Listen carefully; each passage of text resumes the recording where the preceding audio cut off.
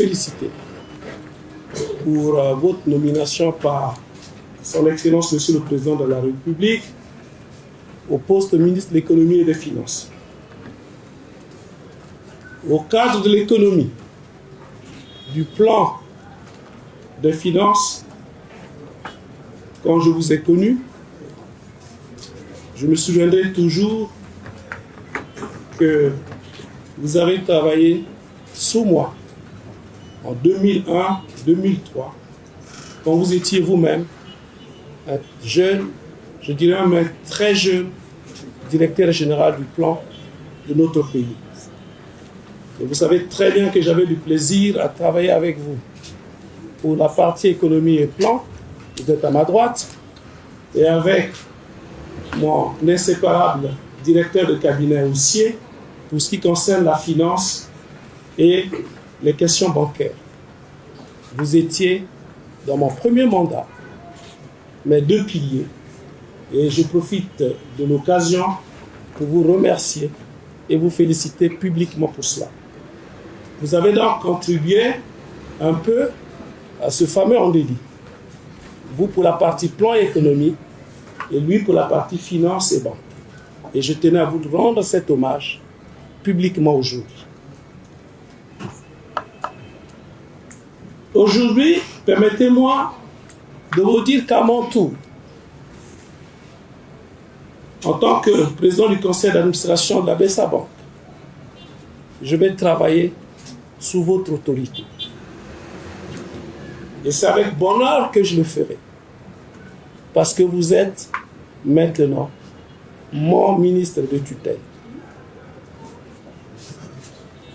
Monsieur le ministre, dans cette même salle, et je crois que la presse s'en souvient, lors de la passation de service avec mon frère, le ministre Calix Galongo, j'avais dit ceci, ou je dirais plutôt que j'avais soutenu ceci, que tous les cadres du pays doivent apprendre à travailler sous la lumière des postes ministériels, mais également dans l'ombre des postes moins importants, mais tous aussi essentiels pour le développement de notre pays et pour l'exécution du programme de société du président de la République.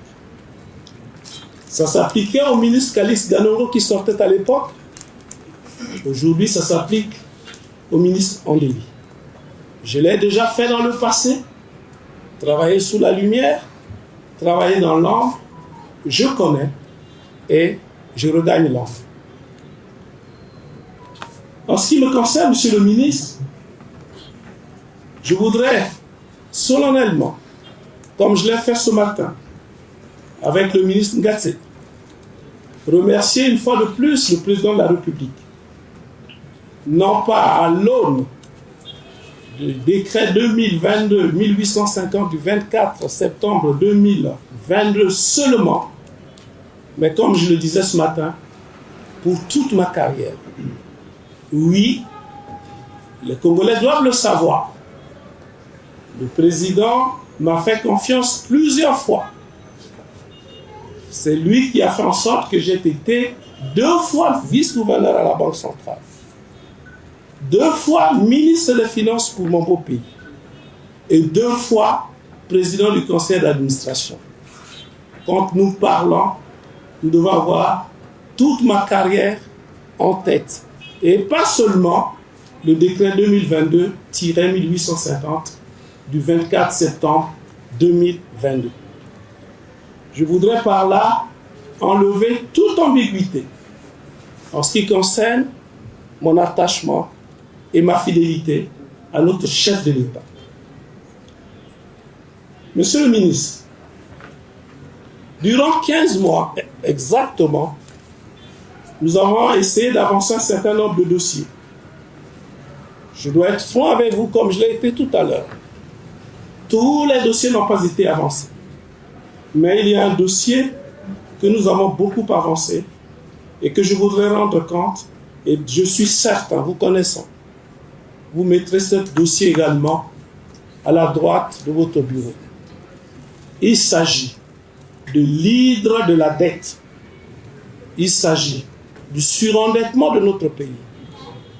Je ne l'ai jamais accepté chaque fois que je suis aux finances et je me suis toujours arrangé pour que notre dette soit soutenable. Et nous avons beaucoup fait en 15 mois sur ce plan. Je voudrais donc saisir cette occasion pour remercier ceux qui nous ont permis d'atteindre ou de se rapprocher de cet objectif de désendettement qui est bien inscrit dans le programme de société du président de la République. Le pays est surendetté et on doit s'attaquer à l'hydre de la dette. Beaucoup de pays amis nous ont aidés, nous ont soutenus. Je voudrais profiter de l'occasion pour les remercier. Il s'agit de la France, qui a signé avec nous l'initiative de suspension de la dette. Elle a fait mieux. La France est le seul contributeur bilatéral en argent frais dans le cadre du programme que nous avons conclu avec le Fonds monétaire international. Et nous les remercions pour cela. Il s'agit aussi de la Chine, qui est notre premier créancier au moment où je parle. Déjà en 2019, ce pays ami nous a aidés à restructurer la dette. Et à la suite des discussions au sommet entre le président de la République et son père chinois, mission nous a été confiée de faire un deuxième round de discussion de la dette avec la Chine. Le président nous a donné des instructions strictes à ce sujet et le ministre Bouya et moi-même avions commencé le 17 août le deuxième round de discussion de la dette avec la Chine.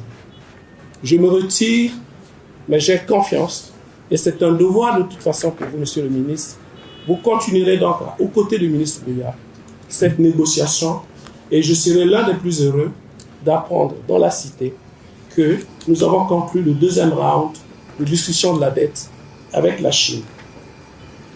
Nous remercions aussi les États-Unis, et je dois le dire tout aussi haut, qui ont fortement pesé au conseil d'administration du Fonds monétaire international pour que nous puissions le 21 janvier 2022 signer l'accord que le conseiller juridique Mapiti a mentionné tout à l'heure dans sa lecture.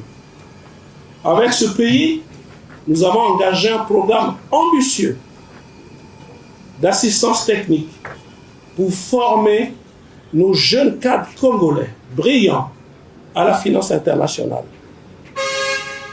Et ce dossier, monsieur le ministre, une fois de plus, vous l'avez sur votre table. Et lors des assemblées annuelles du Fonds monétaire international et de la Banque mondiale aux États-Unis, je suis sûr que vous continuerez avec le Trésor américain sur ce dossier pour que les jeunes Congolais puissent bénéficier d'une formation en finance internationale pointue. Humblement, je tiens beaucoup à ce programme parce que les propositions de financement souvent faites à notre pays et quelques marchands d'illusions au plan financier sont nombreux. Il nous faut un bouclier d'experts, il nous faut un bouclier de jeunes cadres pour nous aider à séparer le bon grain du mauvais grain. Voilà pourquoi je tiens et je crois que vous comprenez l'intérêt de ce programme d'assistance et de formation de nos experts financiers par le Trésor américain. Enfin, merci au pays ami la Russie, qui a accepté de restructurer elle aussi sa dette, mais à des conditions très avantageuses pour notre pays, car elle a accepté de convertir sa dette en projet concret dans le secteur de l'énergie, de la santé et de l'éducation.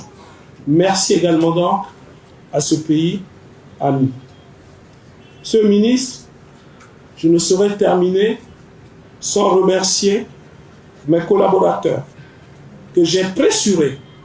Je vous demande des excuses pour cela, mais c'était pour l'intérêt de notre pays.